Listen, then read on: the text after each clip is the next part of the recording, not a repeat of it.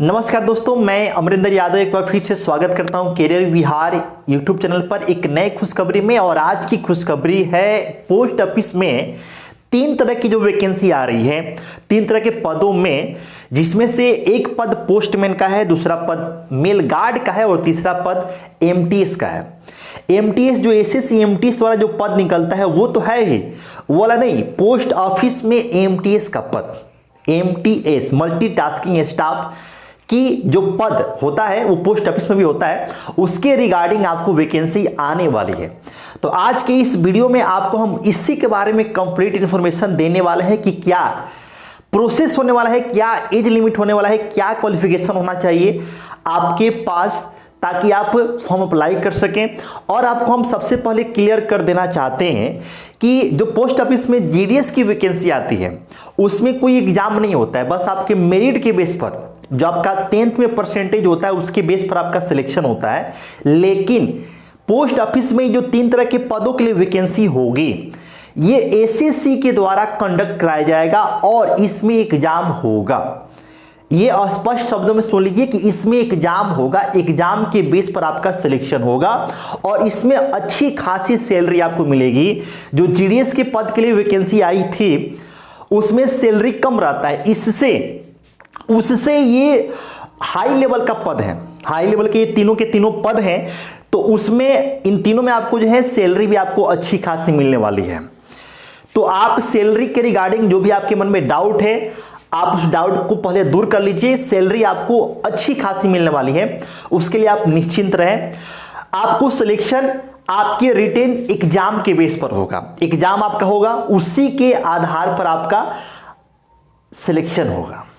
ठीक है, तो आप इसके लिए तैयार हो जाइए, उसी के बारे में आपको हम बताने वाले हैं। देखिए 3 तरह के पदों के लिए वैकेंसी आपको आने वाली है। बहुत ही जल्द आपको नोटिफिकेशन देखने को मिलेगा। नोटिफिकेशन में डिले क्यों हो रहा है, देरी क्यों हो रहा है, उसके पीछे कारण क्या है वो भी आपको हम बताएंगे। बस आप वीडियो में शुरू से लेकर अंत तक बने रहिए।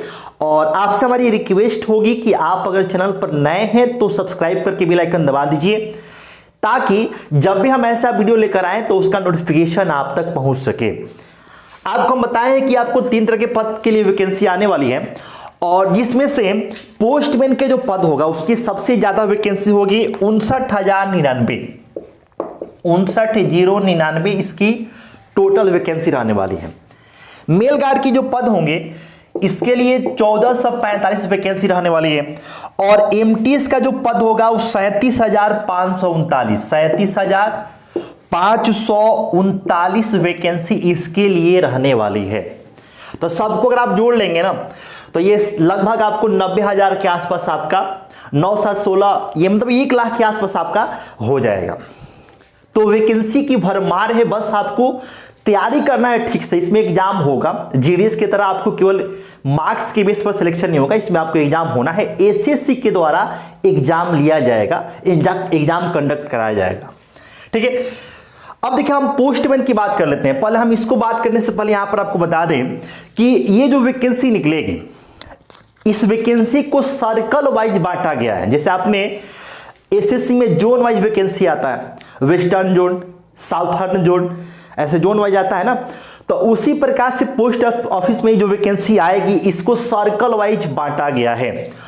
और टोटल आप यहां पर कितने सर्कल बनाए गए हैं, तो 28 सर्कल, टोटल 28 सर्कल बनाए गए हैं। और आपको हम ये बताने वाले हैं कि सबसे ज्यादा वैकेंसी वाले सर्कल, यानी कि वह राज्य, अब राज्य समझ लीजिए, वह राज्य जहां पे सबसे ज्यादा वैकेंसी निकलेगी या फिर आएगी, वहां पर नोटिफिकेशन में जो आपका शॉर्ट नोटिफिकेशन आया है वहां पर जो बात बोली गई है उसके हिसाब से अगर हम बताएं तो महाराष्ट्र में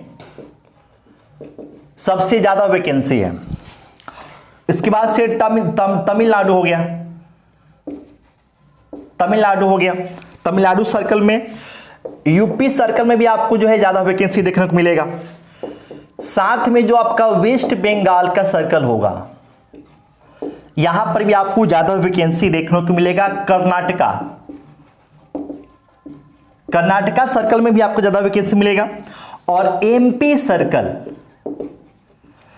ठीक है, एमपी सर्कल में भी आपको ज्यादा वैकेंसी देखने को मिलेगा। तो ये कुछ ऐसे सर्कल्स हैं कुछ ऐसे स्टेट्स बोल सकते हैं आप जहां पर आपको सबसे ज्यादा वैकेंसी देखने को मिलने वाला है।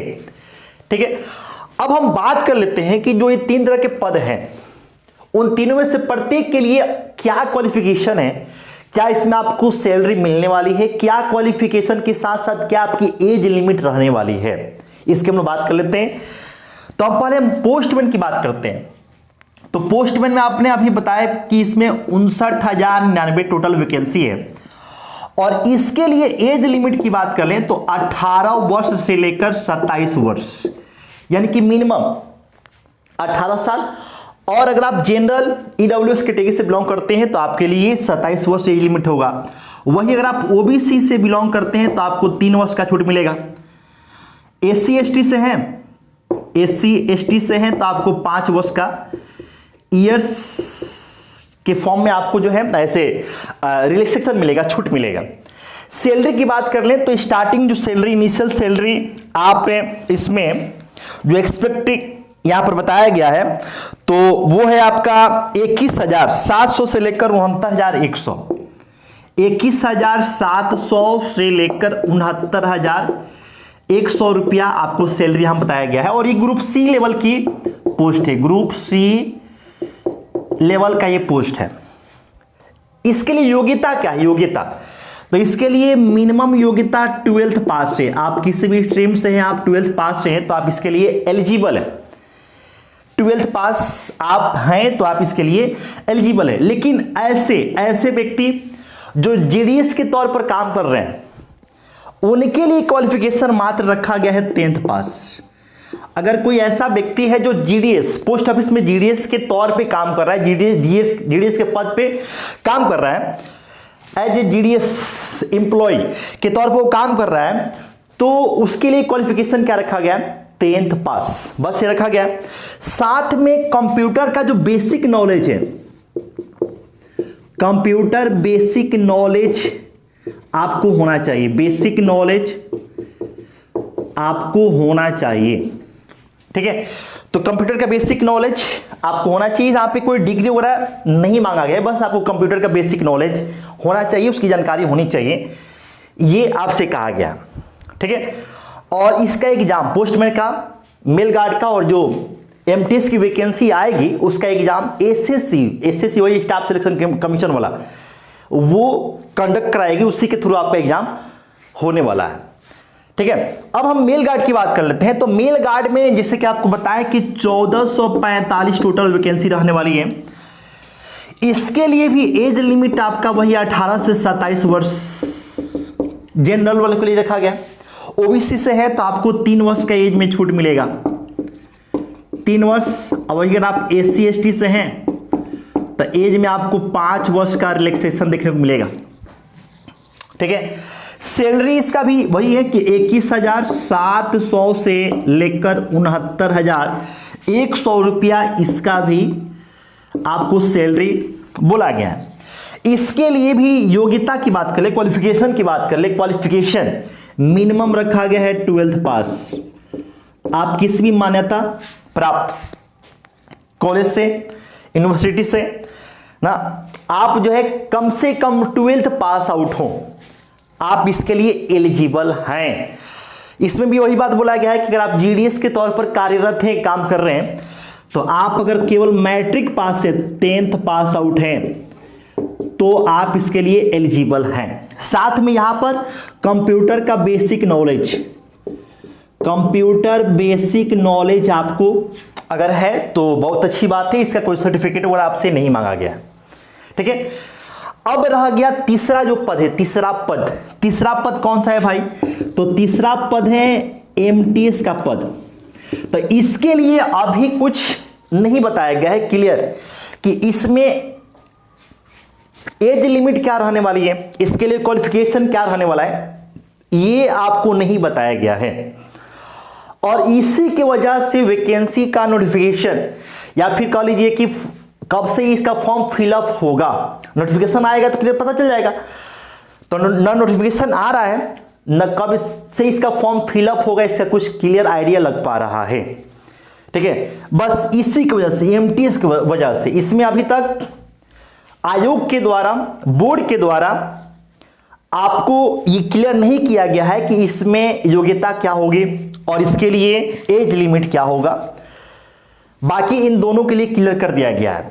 जैसे ये क्लियर हो जाएगा वैसे ही ऑफिशियल नोटिफिकेशन आ जाएगा, और जैसे ऑफिशियल नोटिफिकेशन आएगा उसमें सब आपको जानकारी मिल जाएगी कि भाई कब से उसका फॉर्म फिलअप होना शुरू हो जाएगा। तो आप कमर कस लीजिए, बहुत जल्द ये क्लियर हो जाएगा। क्योंकि इसका कर दिया गया है तो बस इसमें आपको जो है 2-4 दिन की देरी है। उसके बाद से ऑफिशियल नोटिफिकेशन आने के बाद से कंप्लीट आप सबके लिए हम एक वीडियो लेकर आएंगे जिसमें आपको सब चीज बताएंगे बारीकी। तो आप एकदम कमर कस लीजिए, इसमें एग्जाम होगा, एग्जाम की तैयारी कीजिए। बहुत बेहतरीन मौका आपके लिए, सैलरी भी अच्छी खासी है। आप अगर तैयारी ठीक से करेंगे सिलेक्शन आपका होगा। वैकेंसी एसएससी में भी आपको है, रेलवे में भी आपको वैकेंसी आ रही है, साथ में यहां पर भी आपको 1 लाख के आसपास वैकेंसी है। तो वैकेंसी की कमी नहीं है, भरमार है, बस आपको तैयारी अच्छे से करना है। ठीक है दोस्तों, तो ये आपके लिए अपडेट था, खुशखबरी था जिसको हमने आपके समक्ष रखा है। इसमें अगर आपको कोई डाउट हो तो कमेंट बॉक्स में कमेंट कर सकते हैं, हमसे जरूर पूछिएगा। चलिए फिर से मिलते हैं एक नए खुशखबरी, नए अपडेट के साथ। जय हिंद।